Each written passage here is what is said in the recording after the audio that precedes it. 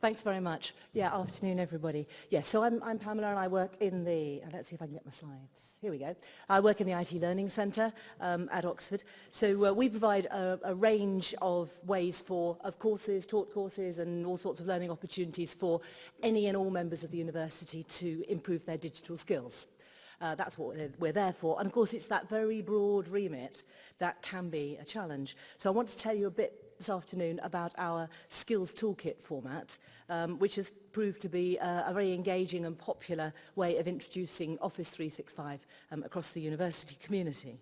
So when Office 365 began to roll out at Oxford, and for us it is a very slow, gradual process. The challenge for the IT Learning Centre was how to let the university community know about it and all the opportunities that it was going to bring without boring them all to tears and antagonising all the people who really didn't see the need for anything new. But people came asking us, and they said, could you do some training? Could you come and do some training, please? They wanted someone to come and show them all the features and the functions, and my heart sank. Because I had visions of us going around all these departments doing endless talks and presentations and grinding through all these apps and settings and all that. And I thought, thing is that so much of Office 365 is easy to use once you know what you're trying to do and where you're trying to get to. Once someone's got some ideas on that, they don't need a lot of teaching. So today I thought I'd just show you a bit about how we're not teaching Office 365 and Teams. What we felt we really needed to do was to make it intriguing and to catch people's attention. So we set up an event that's very interactive with plenty of hands-on activities that would just give people a taste of what's possible for them. So the aim was to get them thinking for themselves about how those cloud tools and the collaboration apps and so on would work in their context. And then we'd offer a raft of other resources if they wanted to take things further. I should just let you know that at Oxford, Office 365 is localised and we brand it as Nexus 365, so you will see that brand a little bit. So the Nexus 365 Skills Toolkit is an hour and a half interactive event which we've been doing all this year. So we give people a brief welcome just so that everyone knows what they're here for, and then they go off around one of our larger teaching rooms trying out a carousel of tasks. And each table in the room has some computers, and on each table you've got a chance to try out a different part of Office 365. And there's a laminated card beside each desk, each computer, and that just gives you step-by-step instructions for just a 10-minute activity. So this is not long and in-depth. It just gives you a taste of what you might be able to do using one of those apps. And they are all online if anybody's interested to follow them up again later. That's our bit.ly. And they're all Creative Commons, so by all means have a look. The bit.ly is also on my final credit slide. So this isn't in-depth training. The aim was firstly to catch people's imagination so that they're motivated, they'd be trying things out for themselves. And secondly, to provoke conversations and just get colleagues or even complete strangers to be swapping ideas and thinking about uses. Now people can do the tasks in any order they please, so it's a carousel event and they're just moving around the room following their own priorities. We find that most people can do the tasks themselves just by following the step-by-step cards, and then they can, if they want, go on and just do further more experiments. And then there's one of our experienced IT teachers standing near each of the tables, and we're there to help out if someone gets stuck, if they need help or pointers, if they, to suggest extension activities if that's what they need, other resources and so on. So the point of the event is for people to get their hands on the Office 365 tools and learn by doing.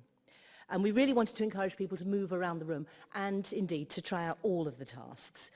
So everyone's given a card, looks a bit like that. When they finish one of the tasks, they get one of us to come over and we stamp their card just to say that it's finished. And all the teachers have these sort of cheerful stamps. And by way of just encouragement, we have a very small prize draw for those who've collected a full set of stamps, very small. But there are no handouts. we just didn't want to get into writing endless leaflets and booklets and then endlessly editing them and so on for people to take away, and we rather suspect put on a shelf and mostly forget. So we thought we're not going there. So they get the stamping card, and it has, as you see, really only one piece of information, which is the URL in large, friendly letters, that just lets them know where they can go to find out more. So if you were to drop in on us on a Skills Toolkit day, you'd find there's a relaxed, lively sort of atmosphere. We have a bit of jazz music going on in the background. We put signposts on all the tables so that you can move around, you know where you're going. And you can choose, as I say, to do your activities in your own preferred order. And the teachers are there to talk to, and they'll be encouraging everyone to chat and just get involved, exchanging ideas, and we'll stamp your cards and so on. Me, I'd have had balloons in there and sweets and cake and the whole thing, but apparently that's not what we do. Actually, one of the problems that we did anticipate with people moving around, visiting each table in turn, was forgetting to sign out. And we know that's a perennial problem, don't we? And we kind of know in our hearts how important it is to sign out every time you move away from, or when you come to the end of a browser session or you move away from a computer. I don't want someone coming along to the machine I've been using and sitting down and reading my work and interfering with my emails and impersonating me and generally causing trouble. So, on each table we have an embarrassing buzzer. And if you are moving around and you discover that someone's left a computer signed in, then you have permission to press that. And they make sort of loud, rude noises. And everyone in the room is just reminded about how important it is to sign out every time. To be honest, we're just milking the opportunity to labour that point while we've got them as a captive audience.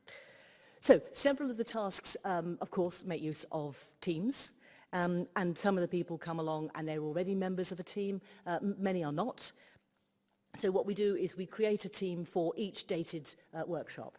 And all the participants in that event are members of that team along with the teachers.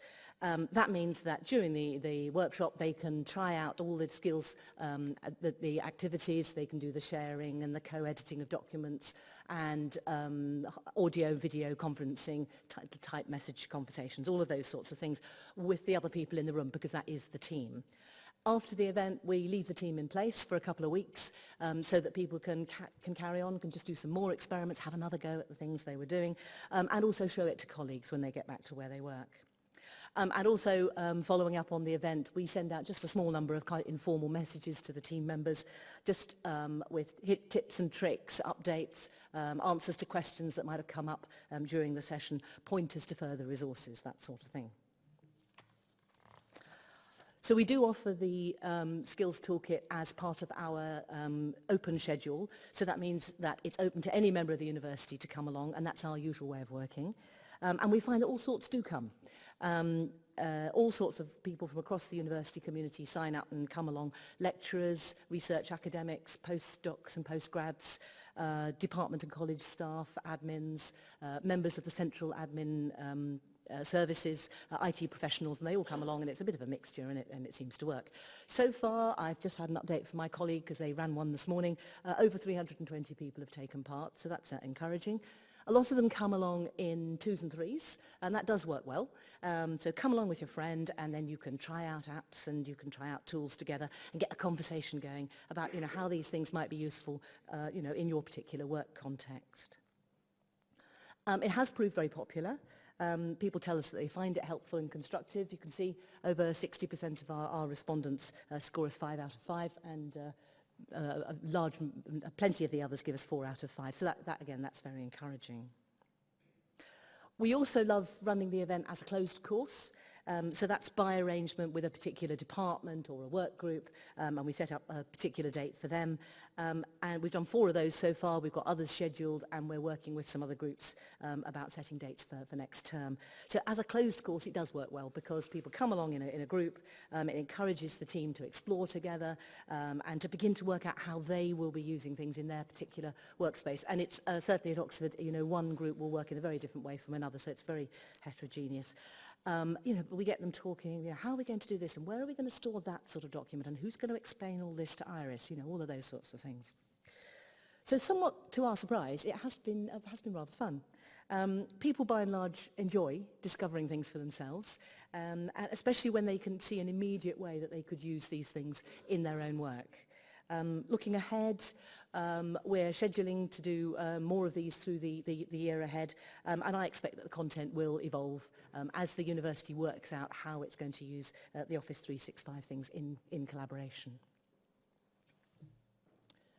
So that's me. There may be some questions. Anything I can help you with?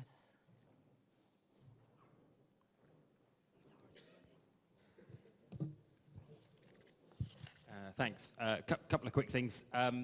What was your thinking in rebranding Office 365? So you've branded it. Well, what was your decision making in that?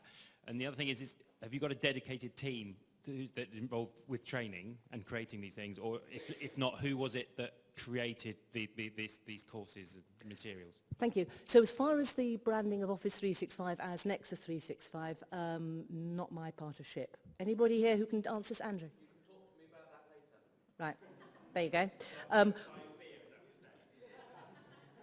We do localise Office 365 quite a lot, and our information security guys, for instance, have got heavily involved in working out which elements of Office 365 are really in line with the way that we do things. So it is quite heavily localised, that I can tell you. We don't have a team that are dedicated to this. There just weren't resources. We were having this argument over lunch. There turned out not to be resources to do that in a dedicated way. So my group, the IT Learning Centre, we've absorbed this as part of what we usually do. We have been on the Gallop all year. It has to be said, it's been a lot of work, but it's been kind of fun.